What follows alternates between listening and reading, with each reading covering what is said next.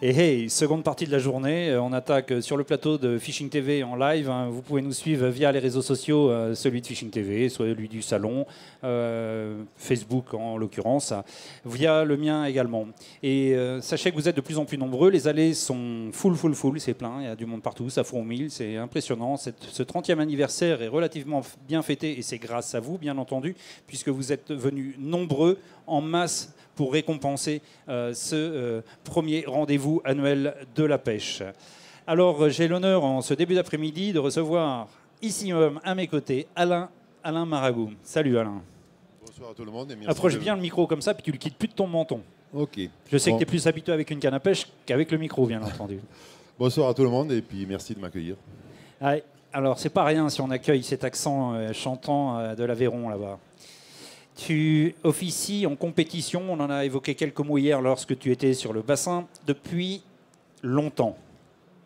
Oui, depuis très longtemps, 1992 exactement. Depuis 92. Ouais. Et pas n'importe où, sur un domaine que tu connais bien. Le premier concours en France a été organisé donc, sur le lac de Saint-Géniès-d'Olt, plus connu sous le nom de Cabanac. Et c'était en 1992, organisé par le Festival du film, de la pêche et de la vie de l'eau. C'était la ville de Rodez qui faisait ça. Et en marge de ce festival, il y avait ce fameux premier concours où il y avait des personnalités connues du show business. Même il y avait Carlos, Jacques Lafitte, le coureur automobile. Et j'ai eu la chance de faire ce concours et de le gagner. Et depuis on fait tout ce qui passe, comme je le disais hier. Sachant que tu habites Rodez. J'habite Rodez, oui. Voilà. Donc pour toi, c'était un événement important à la porte de chez toi. Tout à fait. À l'époque, tu as fait la compétition avec un ami, avec Mitch, je crois. C'est ça. Ouais. Voilà. C'était avec Michel. Michel, qu'on connaît bien, un super copain. Et puis, il a quelque chose, ce garçon. C'est-à-dire qu'il est humble. Il est à la fois humble et timide, mais c'est un excellent pêcheur. Il a du mal, quelquefois, à pouvoir expliquer comment tout se passe, mais ça se passe bien pour lui. Très, très bien. Hier, quand je t'ai posé la question, il est rare que tu sois capot lors d'une compétition. Il y a un truc qui se passe. Tu m'as dit, on passe quelquefois à travers. Est-ce vrai ? Bien sûr qu'on passe à travers.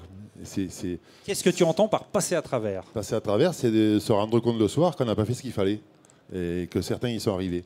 Donc c'est très enrichissant également. Mais ça m'arrive plus souvent qu'à mon tour. Faut pas... Voilà, c'est ça le côté humble de la chose. Mais il ne passe pas 2 fois à travers. Il y en a d'autres qui vont passer 2 fois, 3 fois à travers. Ça a été mon cas quelques fois, je me souviens à l'époque de la compète. Il m'arrivait de passer quelques fois à côté et de faire la même chose que toi le soir. Mais je n'arrivais pas à me recaler. Que vous recalez très très très vite. Disons que plus on acquiert de l'expérience, plus on a cette possibilité de rebondir sur autre chose qui permet de sauver un petit peu. Quand la pêche est difficile, elle est très difficile, mais il y a toujours quelque chose à faire. Et l'intérêt de la compétition, c'est justement de basculer d'une espèce à l'autre, de faire le bon choix au bon moment, en disant aujourd'hui il n'y a rien à faire avec les brochets, il faut basculer sur les perches ou sur autre chose. Non, mais on n'a pas 8 jours pour comprendre. Il faut comprendre rapidement. Et c'est celui qui a la plus grosse faculté à comprendre rapidement qui, le soir, sauve les meubles. Alors tous, autant que vous êtes derrière vos écrans et en tant que visiteurs, on aimerait bien participer à une compétition un jour. Et on peut.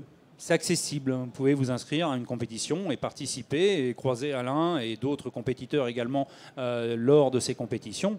Mais il y a une chose qui est un peu plus compliquée, c'est au niveau du sponsoring. Et Alain est sponsorisé, il a des marques qui l'accompagnent tout au long de ses périples étrangers même. Sans ces marques, tu n'aurais peut-être pas autant de visibilité, entre guillemets. On va les remercier, d'ailleurs, c'est à toi de... Bien sûr, je profite de la présence, d'avoir le micro déjà pour remercier toutes les sociétés qui nous ont aidés depuis le début, notamment Daiwa, qui est la première avec laquelle on a travaillé il y a pratiquement 20 ans. Et la société Bassboat Europe au niveau des bateaux, la société Lawrence pour tout ce qui est sondeur électronique et Minn Kota pour les moteurs. Donc je les remercie vivement. Sans eux, on n'aurait jamais fait ce qu'on a fait. Donc c'est un avantage énorme et on en est conscient. Est-ce que tu as un conseil à donner, par exemple, aux futurs compétiteurs, aux gens qui aimeraient faire de la compétition pour avoir un sponsor, ou est-ce que c'est maintenant très compliqué ? Est-ce qu'il y a quelque chose de particulier que tu pourrais, un conseil, éventuellement, hein, je ne sais pas. Je pense que c'est très compliqué, oui, parce qu'il y a de plus en plus de compétiteurs. c'est pas évident d'aller avoir un sponsor et sans avoir fait ses preuves, mais il n'y a pas que la compétition pour avoir un sponsor, on est bien d'accord.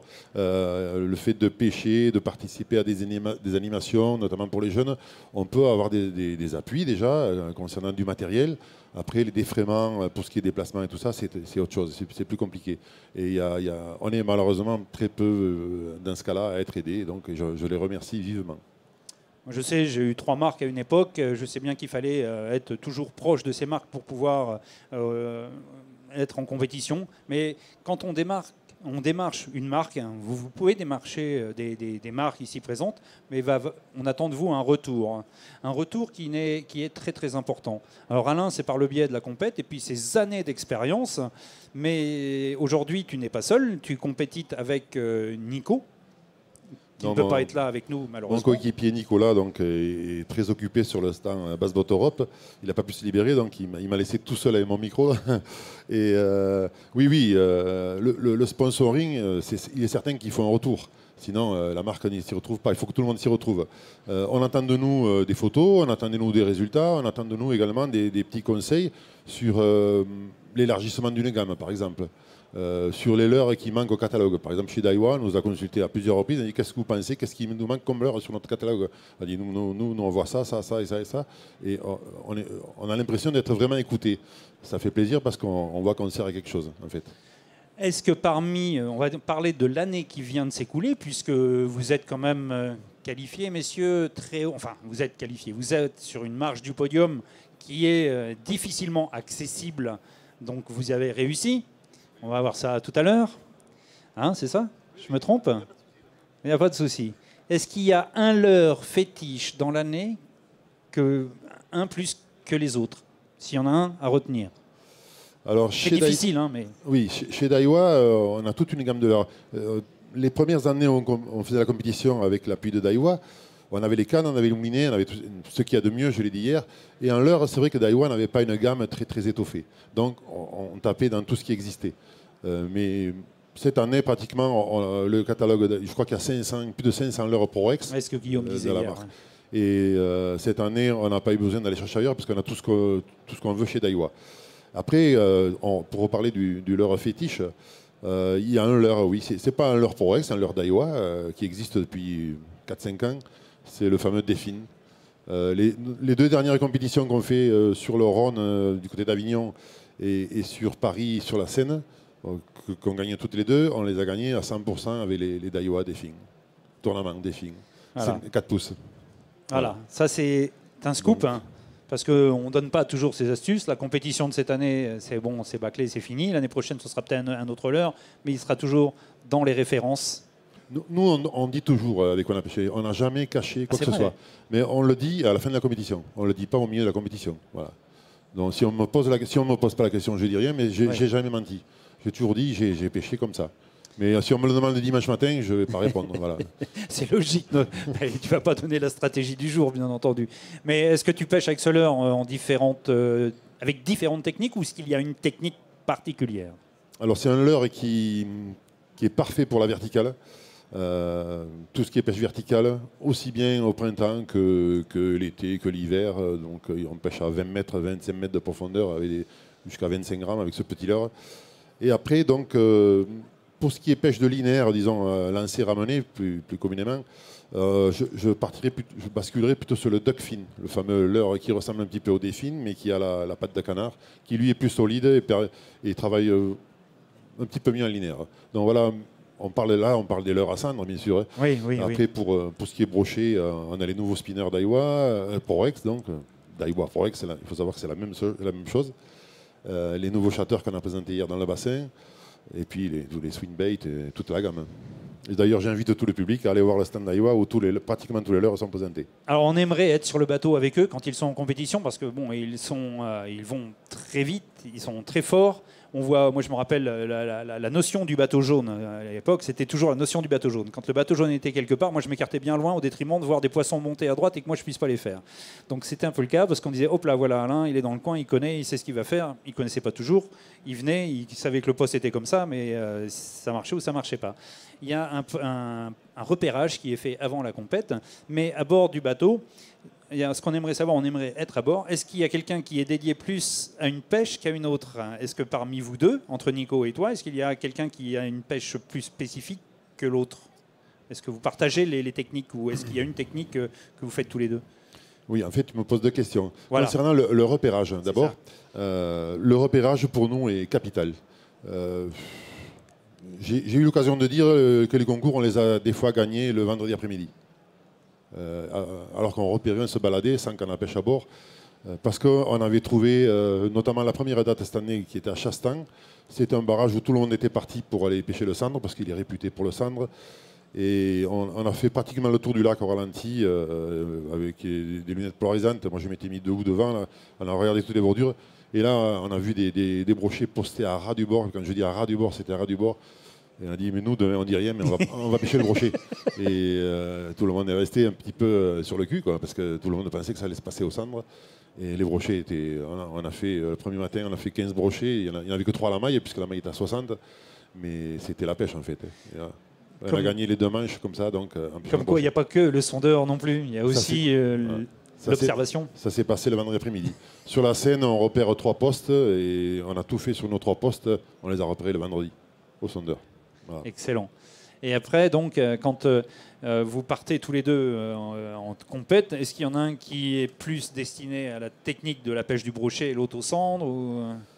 Oui, Nico a certaines pêches qu'il maîtrise beaucoup mieux que moi.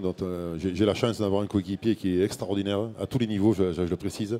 Déjà, il est jeune, il me motive quand même. Mais à la pêche du brochet, notamment au jig, il est très très fort. Une pêche que je ne pratiquais pas du tout avant de le connaître et maintenant je me suis mis. Et c'est un truc que je découvre qui est fantastique. Quand les brochets sont vraiment difficiles, c'est capital de savoir pratiquer cette pêche. Enfin, je vous dis qu'il est humble. Après, au niveau de l'électronique, Nico est pareil, un ton au-dessus de moi. Tout ce qui est réglage appareil électronique, sondeur, connaissance des produits, donc je le laisse faire. Après, bon, tout ce qui est pêche verticale, un petit peu, c'est peut-être moi qui ai un petit point d'avance, mais ça, c'est pas forcé. Je pense que si, au niveau vertical et drop, ça a quand même un peu de bagage quand même. Oui, non, mais il faut à ce niveau de la compète, je pense qu'il faut un peu pratiquer tout, sinon il y a forcément des dates où on va passer à travers. Il faut savoir malheureusement tout faire. Après, on le réussit pas, mais bon, il faut connaître toutes les techniques, sinon on est mal barré, quoi. Le gars qui s'inscrit sur un circuit de compétition et qui pêche que le sandre, il va réussir sur une date ou deux dans la saison, puis il va passer à côté tout le reste de l'année. Oui, parce que vous êtes sur effectivement plusieurs espèces chaque fois. Donc, tout à fait, ouais. C'est ça, il faut faire le quota dans chaque espèce. Pour brochet, perche, cendre, silure également. Silure maintenant, oui. Silure, ouais, mais il faut les prendre. Il y a des jours où il n'y a rien à faire. Cette année, peine d'ajeuner, c'est une silure qui m'a sauvé, quoi. Sinon, c'était la toile, quoi. Voilà. Mais vous avez su rebondir pour pouvoir aller chercher un silure, et c'est parfait, quoi. Donc là, vous voyez, on a quelqu'un d'humble, mais tout à l'heure, vous verrez, à la remise des prix, ça paye, c'est cash. Ça monte. Moi, j'aime ce genre de personne qui est humble, qu'on a du mal. Je parle beaucoup parce que lui, il faut le faire parler, sinon il ne parlera pas. C'est pas son truc. Mais avec une canne à pêche ou dans les conseils en private, vous pouvez aller le voir sur le stand d'Aiwa. Et quand vous êtes en communication avec lui, vous verrez, vous allez apprendre énormément de choses. Il est reconnu pour son côté tranquille, passé et tout. Quand il empêche, après il sait se délier, s'évaporer. Je parle pour toi parce que je sais que c'est difficile. On va l'applaudir. Merci de l'applaudir parce qu'il a une grosse patate. C'est quelqu'un de bien dans la pêche. Il y en a des gens comme ça de bien dans la pêche et lui il en fait partie. Merci à toi Alain. On se revoit tout à l'heure. Là, il y a la remise des prix. Vous verrez la haute marche. Allez, je crois qu'il va mettre les pieds dessus, quoi.